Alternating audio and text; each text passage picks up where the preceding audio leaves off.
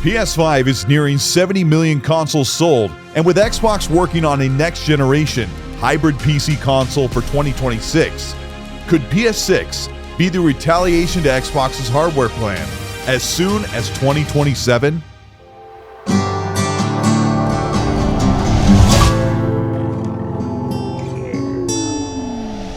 Marketing analysts and insiders have predicted Sony to release the PS6 in 2027. But does 2027 seem too soon?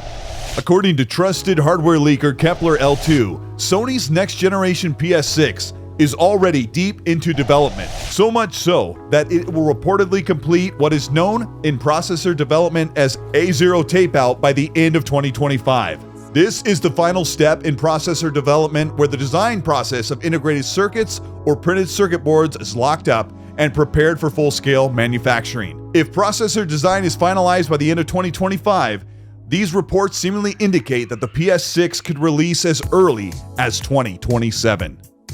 I'm going to give you a fair and educated prediction for PS6, based on current trends and marketing strategies employed by Sony and PlayStation. PS5 released at the end of 2020, Xbox Series S and X consoles both launched alongside the PS5 at the end of 2020. And Mark Cerny called the PS5 Pro a mid-gen console refresh, released in 2024. PS5 Pro is the mid-generation refresh console. To take mid-generation literally would put an expected PS6 release of holiday 2028. The PS5 Pro came with an overclocked chipset with a 45% boost in graphics power. So far, all the Pro can do with current games over the Xbox Series X is noticeably increase resolution and slightly increase performance. Xbox is reportedly planning to launch next generation with a hybrid PC-like console with, quote, the most technological leap ever, as early as 2026 or as late as 2027. And that puts the PS6 a year later in 2027. To hold dominance over the high-end console market as Xbox versus PlayStation, Sony has to do two simple things. Number one, drop the price of the PS5 Pro from $700 down to $600 to price prepare the consumers for next generation's PS6 price point.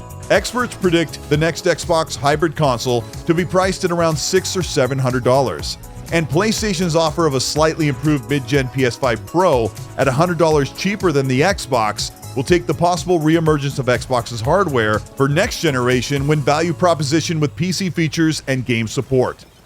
Number two, at the risk of insulting the millions that adopted a PS5 Pro, Sony will need to announce plans for the PS6 sooner rather than later, instead of waiting for the 6 to 12 month window of revealing a console and then bringing it to market. With Xbox's very low market position, PlayStation doesn't have to worry about the Xbox name.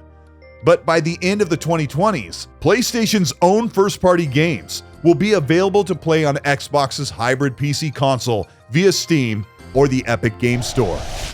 PlayStation has one major problem.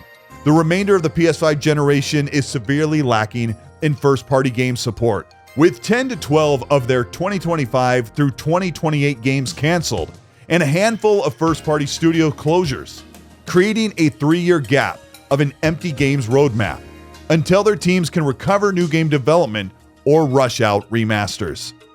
Looking at 2027 or 2028, Xbox is set, according to rumors, to start their console hardware generation in 2026 or as late as 2027.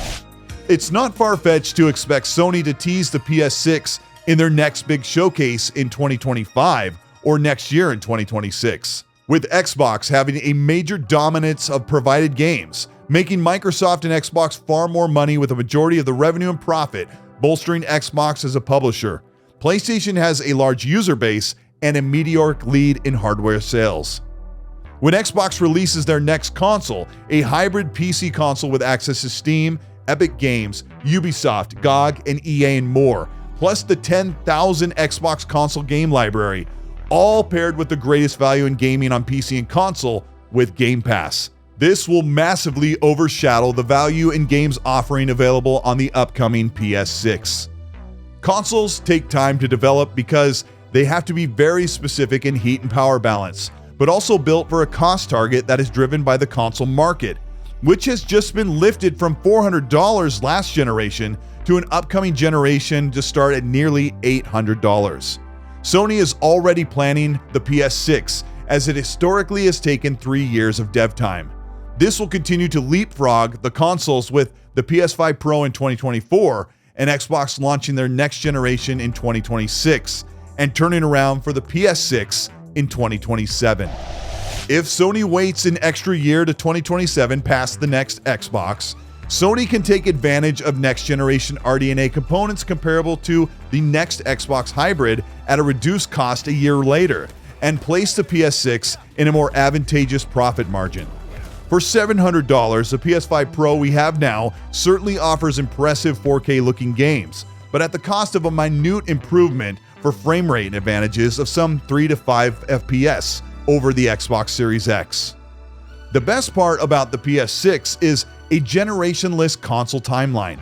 There is no reason for PS6 to leave behind the 70 million PS5 consumers. Now the PlayStation has cross-generation support, and PlayStation can support cross-generation accessories and games. So far, the PlayStation first-party games offering midway through this generation in the PS5 has about 35 games with an aggregate collective score at around 82 out of 100. Comparing that to the Xbox, which is quickly catching up with the PS5 generation, with their first-party studios delivering about 35 games as well, with an aggregate score of around 81 out of 100. So the quality versus quantity argument when it comes to PlayStation and Xbox has become a level playing field. The difference now is that Xbox has double their first-party offered games the rest of this console generation to move into the next Xbox and into the PS6 cycle. Many or all of these games from Xbox will be released on the current PS5 and upcoming PS6, with well over 70% of revenue cycling back into Xbox publishing. If Xbox plans to launch their next generation hardware in 2026, it looks like their next generation launch lineup consists of Marvel Blade by Arcane Leon and Bethesda's long-awaited Elder Scrolls 6. PS6 may be out as early as 2027, but we have no idea what games might be in the roadmap for their new next-generation console. Outside of Sony Santa Monica working on an Egyptian mythology-centered God of War and probably the next Gran Turismo 8. There are counterpoints to the PS6 as early as 2027, the biggest being its potential release proximity to the PS5 Pro.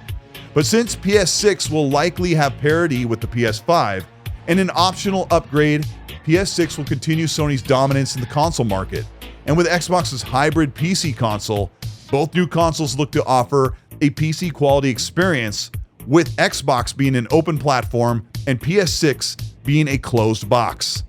And thousands, if not millions, of games available on the Xbox platform and a future-proof gaming platform for years to come. This is Colteastwood. Thank you so much for checking out this video. If you ended up liking it, show your support by liking and subscribing to the channel, and hit the bell to be notified of new weekly content. If you want to further support what we're doing here on the Colteastwood channel, you can do that by hitting the join button below. That'll get you early access for videos and monthly merch giveaways. Also, you can check out the Patreon. That's in the description. And you can join the Patreon there, and there's several tiers to check out for yourself. The Super Class, I recommend. Also, check out the Ecstasy podcast that runs every Monday, 5 p.m. Pacific time, 8 p.m. Eastern. And their middle-aged game guy and I will talk about the gaming news and all of the leaks and rumors and what's coming out. But let me know what you think about PS6 as early as 2027, or even Xbox starting their generation a year before that. All of the sources are in the description. Check that out in the chat. And while you're there, as I always say, please be nice.